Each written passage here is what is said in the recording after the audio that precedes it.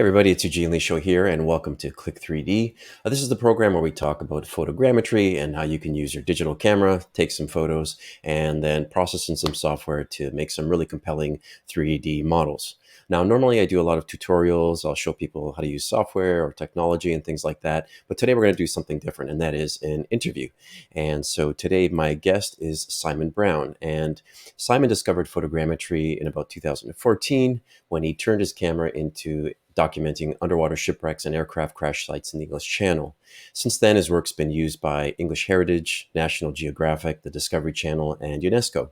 And Simon founded Deep 3D in 2016, and he's the UK dealer for both Agisoft and UWIS, which is an underwater GPS product or products.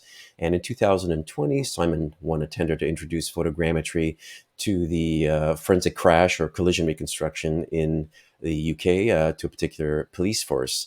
And so he started a company called Accupixel. And in 2020, Simon won the Royal Photographic Society Science Photographer of the Year Award for his orthophoto of the SS Thistlegorm. And we are definitely going to be talking about that today. So let me bring him in here. Hi, Simon. Good afternoon for you. Good morning for me. But how are you doing today? Yeah, hi Eugene. I'm doing great, thanks. It's late afternoon now, so yeah, That's right. That's right. Well, day is nearly over for me. it looks fairly pleasant there, so it doesn't look too bad. That's great. Well, first off, thanks for being here. I always love seeing just great work, people that are passionate about photogrammetry like yourself. And so I want to ask you a bunch of questions about your work and your background. And I want to start off with before you were doing the photogrammetry thing. We're going to be discussing some underwater photogrammetry too, but what was your background and what was your passion in photography? Can you tell me about that? In 2000, I met two photographers who were going out to work for National Geographic on the invasion beaches of Normandy. They were going diving. I was there to dive too. We were diving the same wrecks, but they were diving to record them for the magazine. And I thought, well, that looks like a good way to earn some money. Funny how things turn out, but I spent the next sort of 10 years working as an underwater photographer, 10, 12, maybe 13 years working as an underwater photographer, documenting the kind of stuff that they did, being paid by magazines, newspapers, that kind of thing, the occasional advertising shoot, but basically diving with a camera and recording what I saw in front of my eyes. And it is, as for a creative person, it's a very, very rewarding environment to work in. It's very tough. Make no bones about it. The environment is trying to kill you. You don't know what the underwater visibility is going to be like on any given day. You've got a narrow window to work in with tide. You have decompression penalties. You just can't come up with the surface and swap film. Mm-hmm. There's a whole raft of stuff going on to prevent you creating stuff. But if you can overcome all this, the art that you can create is in my view some of the finest. So, sure. Now, were you a diver first, or were you a photographer first? I was a diver first. Oh yeah. There's always been a creative side within me, but the underwater photography side really sort of tapped into that.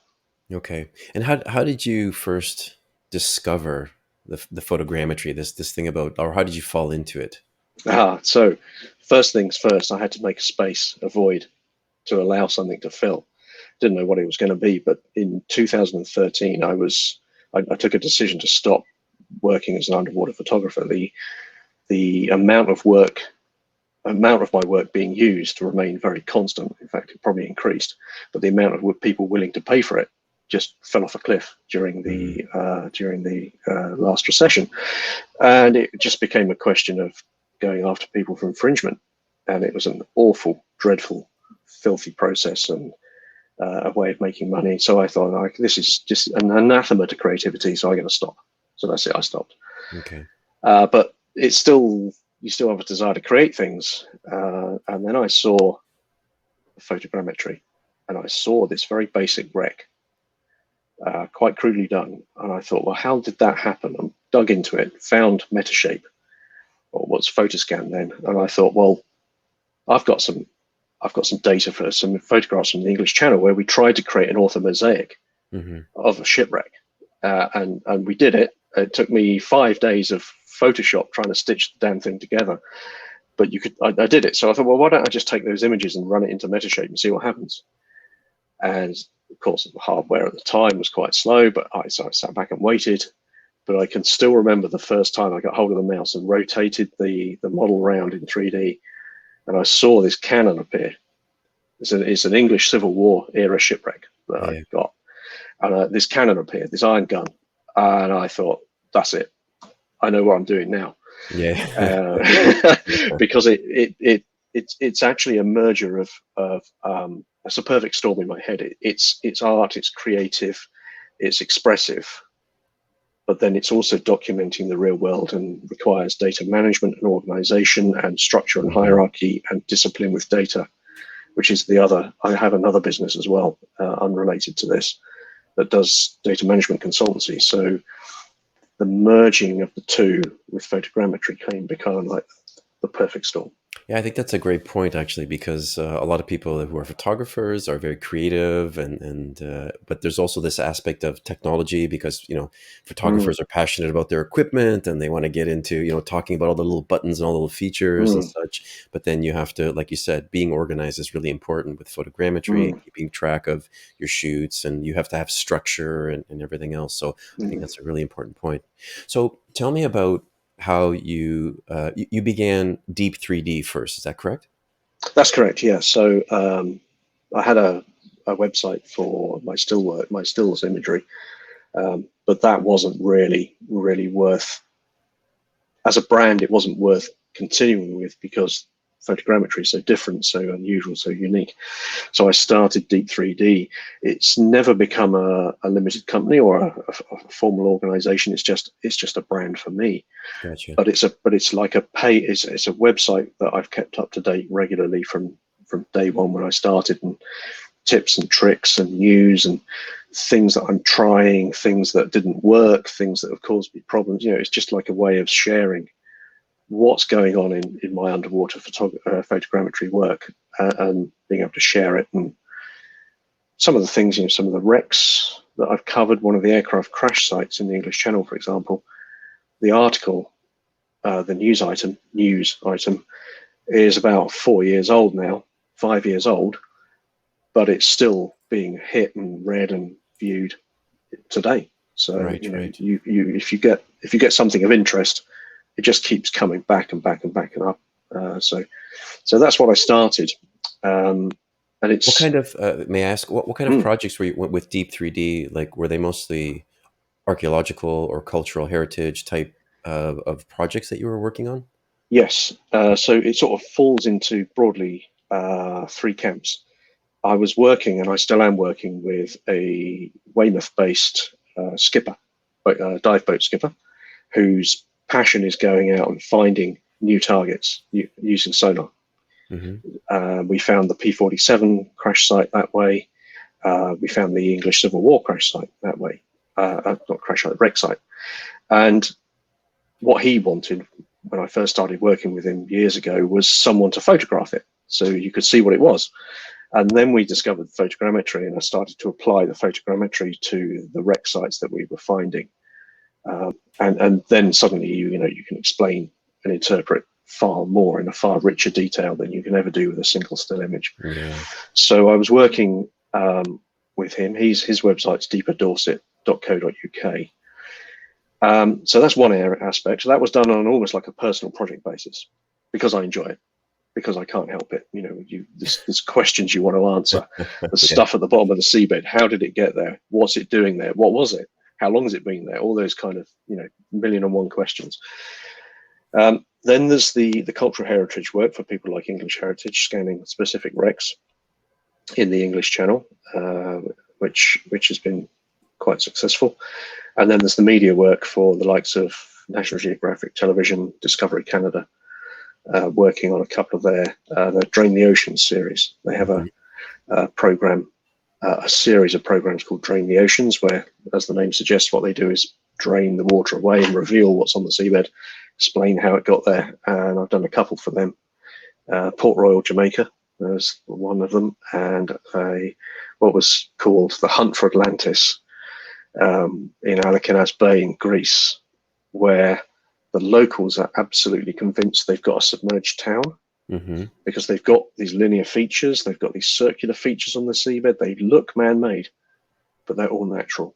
Right. That's They're cool. quite unusual in their own right, but they are natural. That's wow. Yeah. So when you had Deep 3D for a while, and then Mm. obviously you started Accupixel. Now, was there a particular project or a case that came up first, or did you say, "Hey, I think we can use this in the forensics area," and then you made the company and then went after the work? How did that come about? Yeah, that was actually quite a fortuitous moment, really. The Dorset skipper, Graham, saw this tender just by chance for one of the UK police forces saying, we've got a problem. The problem is we want to open the roads quicker, but we're spending too long investigating and recording the evidence, and we want a faster way of opening the road. Mm-hmm. How do we do it? And I looked at that and thought, well, that's easy. It's photogrammetry. Just use photogrammetry to preserve the scene in 3D and extract the orthophotos and the elevation models. And yeah, I reckon you could get it a lot quicker than what they're doing it. Yeah. So I pitched in for the tender and was successful in the first half, which was then went on to the what's called the immersive phase. And I spent 3 months working with the forensic collision investigation teams in these counties, police forces, and visited a few scenes, recorded it, demonstrated it, proved how quick it could work, proved the technology exists, proved that with drones or even handheld close range, you can record a scene far faster than walking around with survey poles or with working in a traditional way to preserve the evidence at a serious collision. Right. And as a result from that, they went, yep, okay, you're right, thanks. We would like training now, and we'd like the software and the support to enable us to go and do it. And that's what we're working on now. Oh, that's great. So the Accupixel was born actually nearly 12 months ago. It was nearly a year old. And it's actually a collaborative partnership between myself and Jose Martinez, who is a Spanish practitioner of photogrammetry. If I'm being honest, he is the real technical heavy brains. If you've got a problem, if there's something that won't scan, if there is an issue with accuracy, anything, Jose is our technical director, and he's the go-to to answer the really deep, heavy stuff. Okay. When you get stuck, basically. For the traffic scenes, I'm assuming that you've proposed to use drones, or are you using also like pole photogrammetry? Both. Both. Okay. Yeah, we've proposed both. We don't see any reason why you can't use both. If you don't happen to be a qualified drone pilot, if you happen to be in an area where you cannot or it's difficult to fly a drone, you can still revert to the handheld, the pole. Flying a drone is good. It's very consistent. Mm-hmm. It is very, very structured. You can. There's less human potential to introduce an error generally with an images that you capture with a drone. Sure. So that's always our preferred route. But if they have to fall back, then we teach them how to use the pole as well. Yeah, I just did a video recently on showing just take a pole and put a GoPro on top, and then you get up 15, 20 feet or whatever, point it down. Yeah. And it's incredible what you can get with a pole. People don't realize that. Just that you don't have to be extra height. Yeah, you don't have to be 400 feet in the air. No. In fact, when we fly the drone, it's typically 5 meters above ground level, because we want that ultra high resolution of the orthophoto. Yeah. So. That's great. I'm great. You're pushing that. I think it's a great option for people, and like you said, especially in areas where you can't fly a drone near an airport or something like this. And I remember the first time I had seen it was in Germany, actually, and it was 2011, and I was at a conference near Dusseldorf, and they did a simulated crash outside, and then the police rolled up a van, and they pulled out this telescoping pole with wheels on the bottom, and they had a full frame. A large camera up on top of it, and they were able to get some really, really great shots. So that's a really great point. I want to ask you about the underwater photogrammetry. in particular because it's something that a lot of people don't do, and somebody like yourself is pretty specialized in that area. So let me ask you about the type of technology that you need in order to take photos. And obviously there's all your diving Mm, mm. equipment and everything you need.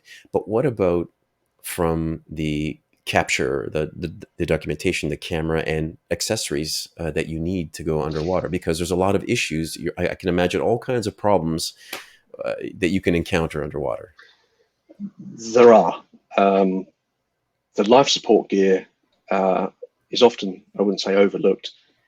We don't overlook it, but when I'm jumping off the boat to survey something or scan something underwater, I'm typically carrying somewhere between 60 and 75 kilos on my back of kit.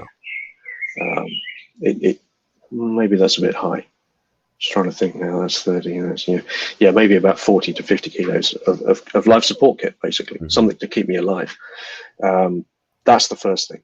You have to stay alive. You have to stay safe. You have to come back. Otherwise, there's no point. There are some really hard physical limits that we as humans are working up against in terms of breathing gas down there, in terms of absorbing gas as we work in a higher pressure, and then being able to get rid of that gas that we've dissolved into our bloodstream and our tissues to release it safely so we don't get a bend. So there's all that. So there's years of training before you can pick the camera up. Hmm. When you pick the camera up, the first thing, the problem that you get when you go in the water is light. Within a few meters, you've lost the red spectrum. It's gone. And as you slowly descend further and further, no matter how clear the water is, eventually, and it's not too far, you end up blue or green. Blue for tropical water, green for temperate seas. And you need to restore the light. And you do that with, there's two ways. One is to use underwater flash guns, or strobes as we call them. Second is to use constant video lighting. Constant video lighting is something quite new. It's only recently that camera sensors have been improved to a point where also the video light's improved, so there's enough quantity of light coming from a video camera that will record onto a stills camera at a low enough ISO to deliver an image that doesn't have noise and is well lit. Okay. But the flash guns, I always work with flash for the simple reason that you can control them. They're very precise. You've got like steps of a 16th power. But also they deliver such a burst of light, it freezes the scene.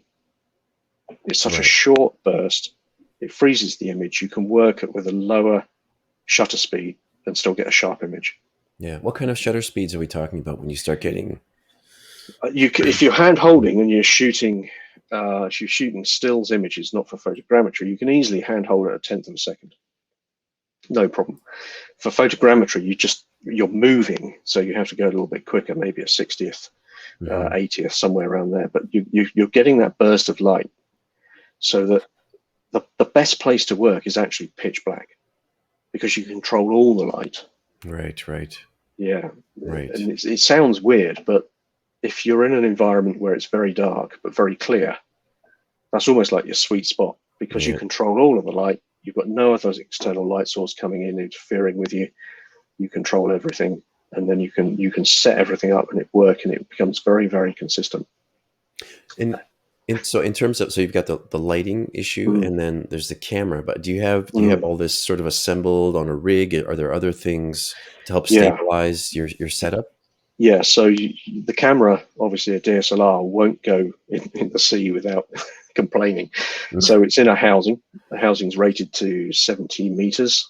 It's got a glass dome on the front, because we always work with extreme wide angle lenses, fisheyes typically. I work almost exclusively with fisheye lenses, because the second problem is that although we're carrying flash guns and we're firing them, the same problem exists from sunlight. After 2 or 3 meters, you lose the red. So we're typically working, I would say, between, depending on the underwater visibility, anywhere between half a meter and maybe 2 meters max from the subject, because that's as far as the light will go. You need to get close to the subject. You need to really make sure that the light you're firing reaches your target. The other advantage that gives you is it gets the amount of particles in the water lower. If you're trying to shoot through soup, you need to work really close to the subject. Yeah. Yeah, because not only is the light being robbed by the water itself, just by the laws of physics, you've got bits in the water. You've got suspended sediment, you've got particles, you've got fish in the way, and that will rob the light. And it also causes an effect called backscatter, where as the light has come out of your cameras, it's traveled through the water and it's picked up all of the little dots on the way. So obviously, the clearer the water, it's easier to work. But then sometimes a diver will be careless with their fins and they'll brush the silt up, and then you've got a cloud of silt. And yeah, you can quickly turn a really easy dive site into a mess by careless diving. In terms of are you able to say the actual camera that you're using nowadays, or is there one in particular that you prefer? And do you carry more than one? Because you're going down there. So yeah, with film, I used to dive with more than one because I couldn't change film down there. But now, with a good memory card, I can shoot 5,000 frames. Yeah. So that's not a problem. I use a D700, which is quite old now, and one of the reasons it's old is because the cost of the housing, let me see, it's £2,500, or so, I don't know, $3,000 to put the camera in. So it's more than the camera body. And then you've got the dome port, and then you've got the flash gun. To change a camera system for underwater, 10,000, maybe. It's expensive. Yeah, for the whole lot. Right. So, and with the D700, yes, it's quite old. The good side is that the secondhand bodies are cheap now. Right. So if you drop one or if you flood one, it's like, well, so what? Just get another one. But also the sensor is still quite good for low noise at high ISO. So that's really what we're looking for. If there was one reason to change it, it would be for a camera sensor with a higher ISO, lower noise capability. But that would probably be it. Okay. In terms of actually taking the photographs, obviously it's going to depend on the subject that you're shooting. But what kind of things are sort of going on in your head, or what kind of things are you saying, okay, I need to, in terms of coverage, in terms of the number of photographs, in terms of the positions. Now, one of the benefits you have when you're swimming or diving, you can get just about anywhere, right? So what kind of things do you take into consideration? Let me show you. Let me show you an example. Let's have a look at this. This is the sparse cloud from the remains of a railway locomotive that's on the wreck of the Thistlegorm. It's not a large subject. We'll have a look at the whole wreck in a minute, but if we just have a look at the photos, you can see, if I just make those a bit smaller, there we go. You can see I've swum around it. You can see my entry. I came in here, I swam around it, and then went over the top and then back out again. And I actually scanned this using a scooter. So I'd mounted the camera on the scooter. It's like a diver propulsion vehicle, so it can drag me around. I am inherently lazy, and if I can avoid finning, I will. And that's given us a reasonably good model. If we have a look at the confidence in it, let's just wait for that. There we go. So it's okay, this model. And nowadays I'd look at this and I'd go back, because here you can see that I've missed an area. You've got this morphic growth where the depth maps have said you don't have enough coverage.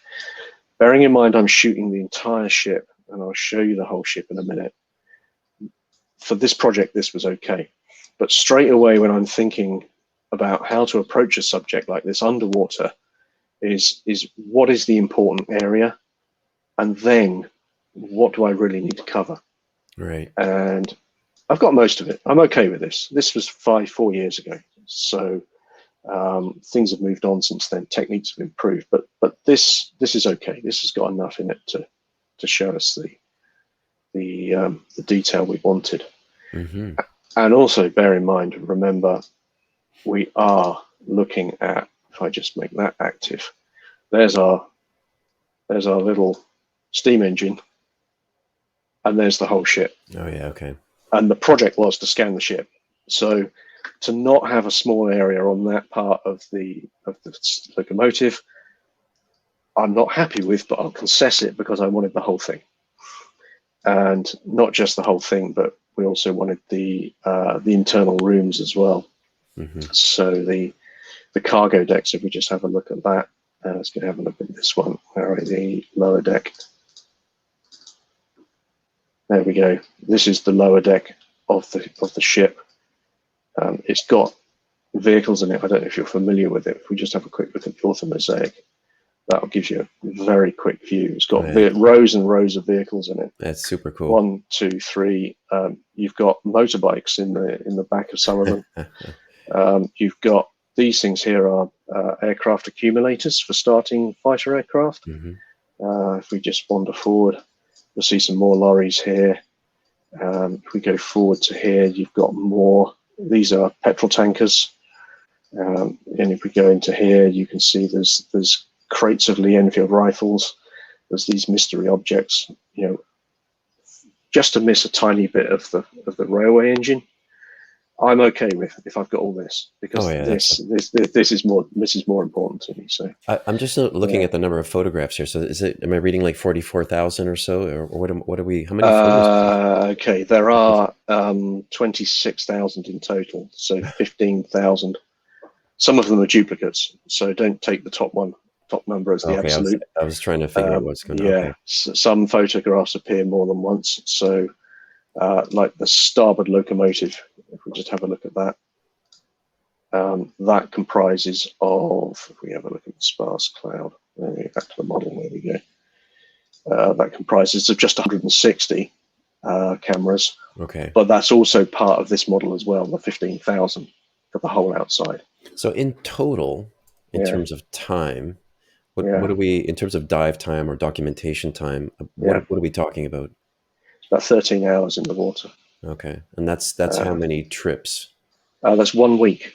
That's 1 week. Okay. Well, actually, I think it was 5 days. It was over 5 days. And we basically anchored over the wreck and dived it every day, sometimes 3 times a day. Yeah. So, that can get quite tiring. It's not necessarily an aggressive dive, but it's not, you need some personal level of fitness to achieve that as well. So. Oh, I can relate to that. So when I did my diving license, we went out on the water for 3 days and we did 3 dives each day. Yeah. And it'll suck your energy pretty quick. By the third day, it was like, wow. I had no problem sleeping every night. Really, really well. So, yeah, for sure. Yeah. So let me ask you, well, I mean, we talked about hardware, we talked about the taking photos. Let me ask you about the software. I mean, you've been working with Metashape here, or Photoscan, what used to be Photoscan. Yeah. Like, how do you typically arrange these projects? I can see you have a number of, different groups of photographs that you break out. How do you like to assemble these? So this project's a good example, actually, because it's got everything in it. If I just revert back to the sparse cloud, I won't show the model because it is just, it's a bit big in terms of viewing it quickly. But I will just show this, which will show you the in context work. This has got all the chunks enabled for the whole model. If I turn off this part here, the outside of the ship, you'll see what I mean by, we've got the lower cargo deck, the upper cargo deck, and we've got the 2 rooms here. There's 2 rooms in the model here in their own right, plus the forecastle room in the front. The way this is organized and broken down was actually quite simple. I wanted the whole thing. I wanted the whole of the outside of the ship and the surrounding seabed, because there's a second locomotive just here that was carrying 2 locomotives when it sank. So I wanted all of that, and after I felt like I'd finished it and seen the initial processing results on board, I thought, well, the next logical step is the cargo. So we went and did the upper deck, which has the more lorries, more vehicles in it, and then worked down through to the lower deck to add that in as well. So by making sure that after each dive, every image is tagged. Where was I? What was I doing? What part of the ship am I recording? Mm-hmm. I could at least then have a fighting chance when I got home and was looking for maybe 100 or maybe 1,000 images out of the 25, 4,000, saying, I want this. I want to process the lower deck now. I need all the lower deck images. Okay, fine, I can do that.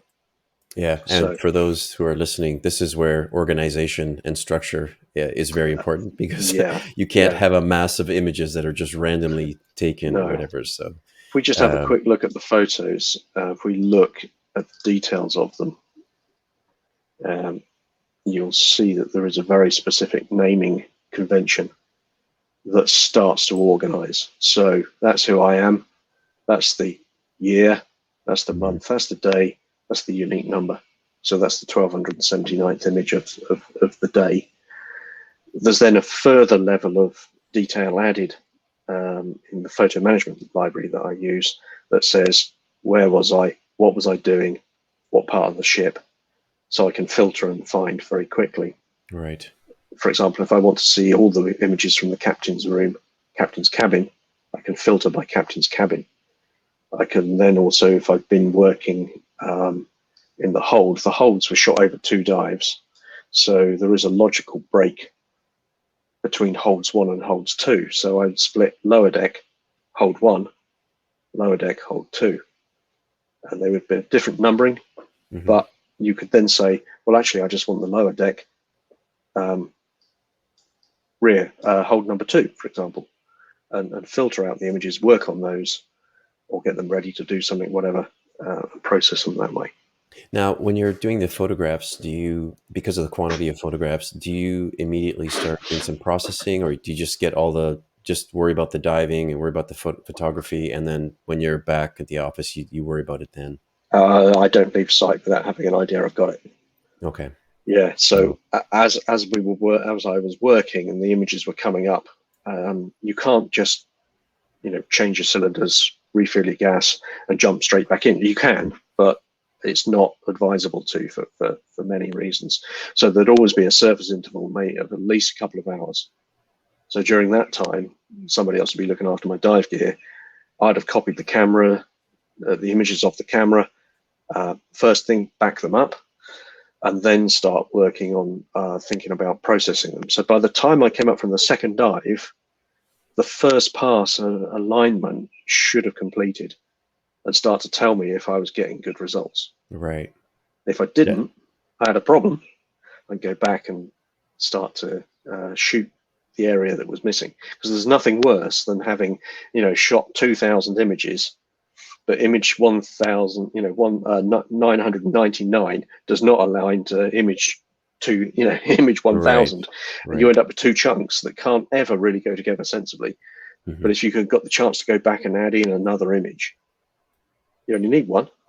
That's right. Yeah. And Yeah, then sometimes, and then everything comes together. everything works. Yeah. Yeah. So you make sure that you've got it before you leave site. Yeah, so I imagine and I was looking at some of that when you brought up some of the images, that the interval and the spacing between a lot of the shots is very tight between Mm. when you're taking photos. So very little distance between the two. It's not like you're making big jumps here. You're trying to get all the little Mm. details, very good overlap. So yeah, that's obviously, and it takes time. It just takes time It, to it, do it, that. it does take time. And if we look in here, for example, if we look at we just zoom in, you can see the path I've taken with the overlap. You can't move fast underwater. In some ways, that's good, because it slows you down to capture and get the overlap you want.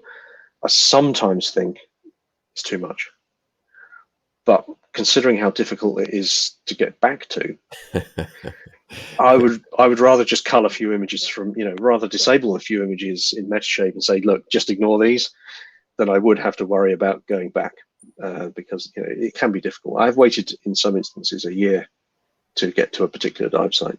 So Yeah. yeah, because of one thing and another, you've got the weather, you've got the tide, everything, the underwater visibility, all three things, the availability of the boat, all four things have got to line up Hmm. before you can get what you want.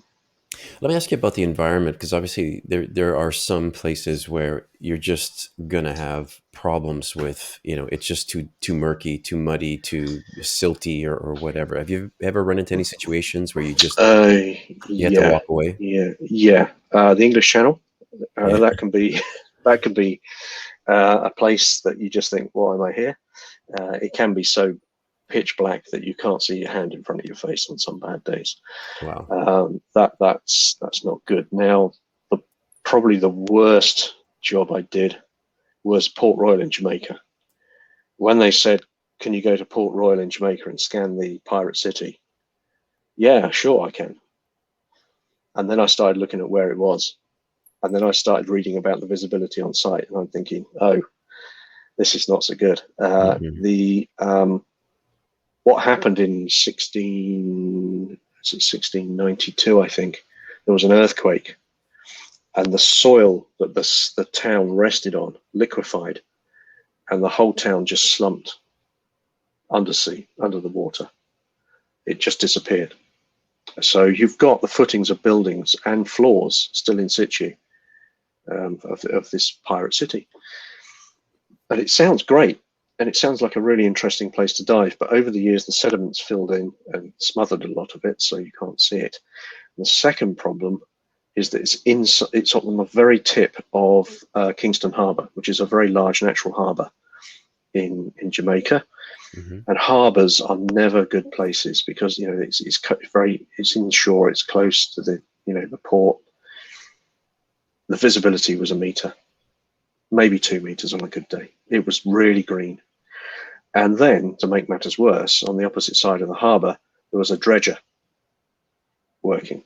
Mm. It it Yeah. it caused it. It was one of those environments where I got in and I thought, what the hell am I going to do here? This is so murky. But what I ended up doing was working very, very close to the subject, so within half a meter, and with careful lighting, I could actually shoot and get results. That was the good news. The bad news was that for a small subject that you typically maybe use 150 images, I needed 1,000 Sure. because I'm working so close. Hmm.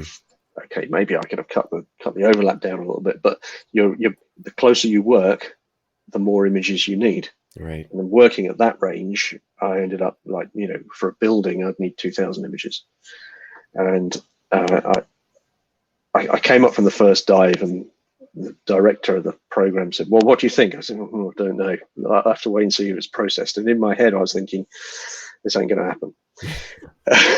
So I only shot a piece of wall, just as a tester to see if it worked. So I said, "Okay, look, I'll have to set it running overnight.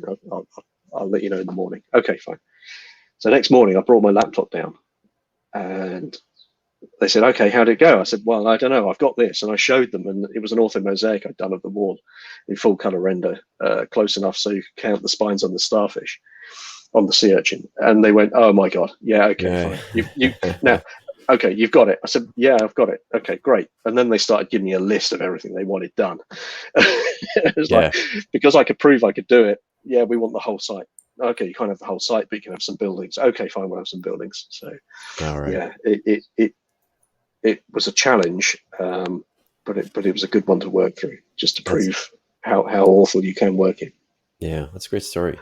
Let me ask you, in terms of, I mean, you've learned these techniques, and I mean, you've been doing this for some time now, and you've also, I mean, you're doing training now Mm. with the police and that sort of thing. So, do you do any training with respect to the underwater photography and that sort of thing, or is it mostly the collision scene stuff that you're working on? I do both. The collision scene stuff tends to be at the top, higher end. It's consistency, repeatability, accuracy, and validation. At the underwater side, I do teach it, but it tends to be, how do I get a shape? How can I show my friends what's down there? Right. How can I build a 3D model that explains what a wreck looks like? So it's at both ends. I don't teach the diving skills. That's done by a colleague of mine, but I do teach the photogrammetry and the lighting that's needed to bring back a result that you can work with and get a 3D model. Yeah, I can see that being really tricky Mm. in those types of environments. So that would be the photography part is really the important part. It Uh, is. It's data capture. You get that bit right, everything works. If you don't, then you're compromised from day one. Really. yeah, Yeah. then you're Yeah. stuck. There's no going back and cleaning up. I mean, do you do any work with, for example, uh, editing in Lightroom or Photoshop or anything like that? Lightroom is the tool of choice. Um, it's more for its cataloging and image management capabilities than it is for its photo editing. I try and get it right in camera, but there are sometimes circumstances where if you switch back to the screen, this is the orthophoto from the Thistlegorm of the whole site, which is let me see, 2.12 millimeters per pixel. So it's quite detailed, Hmm. and you can see if you get the lighting right, you can see the path. You can see where the light has hit the anchor chain, Yeah. and then as you start to wander off into the edges of the image or the images, you start to lose the color. So if you get that bit right, it's good. But you can see here, I've drifted slightly. Right. The Right. Right. color shifted ever so slightly, and it's that I'm trying to get that right in camera, but in practice, that is incredibly difficult over 15,000 images.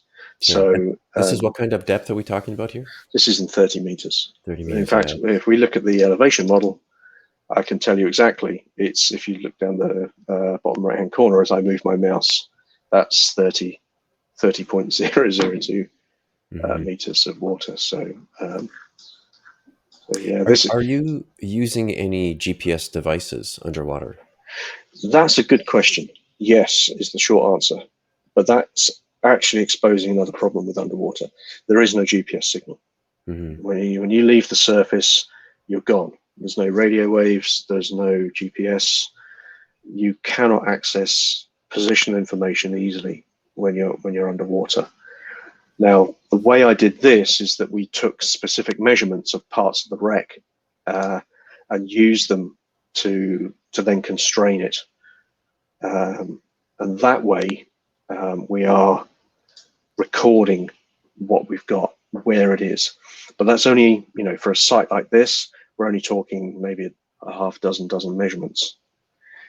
What I wanted to do is get more. Hmm. But if you can't, you work with what you got. And that's what we've done. But the work now that I do with UWIS, the underwater information system, is that I can deliver camera positions, GPS camera positions, to a camera that's underwater. And the way we do that is that we have a tracking device that's recording where you are with GPS position. It's being fed acoustically, sonar, from 3 buoys that are floating and tethered on the surface, and that's giving you a GPS position. And it's recording it every 2 seconds. And from that, you can then extract. We've written a piece of software that extracts the positional information and then merges it with the camera's data. Then we can do 3D reconstruction without actually having any control points or scaling underwater. We don't have to touch anything. And this is quite an exciting way of working. I've only been using it for about a year, 14 months. And of course, what with the lockdown and everything, it's been difficult to get out and actually apply this. But we've got now about a dozen test cases, maybe 20 test cases, where we're getting a variance in accuracy of about 5% between reconstructed versus real world. Okay.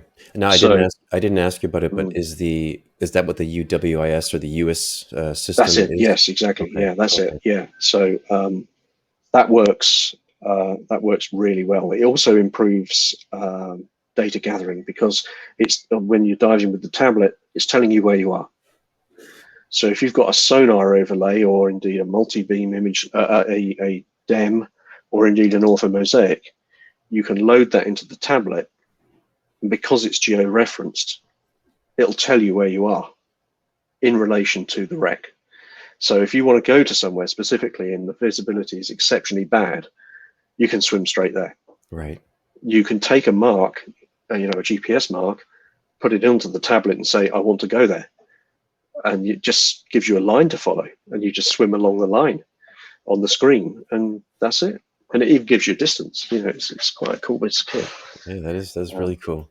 There's one thing I did forget to mention, that on the orthophoto, I added I scanned 2 divers. They didn't sit very still. You can see they've moved, but it gives you, I think, a sort of human scale of just how big this wreck is. Yeah, it does. It's 140 meters from end to end. Wow. And these little guys are down the bottom. So let me ask, we're getting on in time here, but I want to Yeah, ask sure. things. Yeah. So first one is, where can people find out, for example, about this particular project? You mentioned things like Discovery Channel and things like that. Are there any good places to go and find? Yeah. We've got a website for the Thistlegorm project, which is thethistlegormproject.com. So that's one resource. There is a link from my Deep 3D site to there as well. The Deep 3D site has a tips and tricks section as well, with a Thistlegorm, where you can just click on it. If you go to where tips and tricks and news on the menu at the top.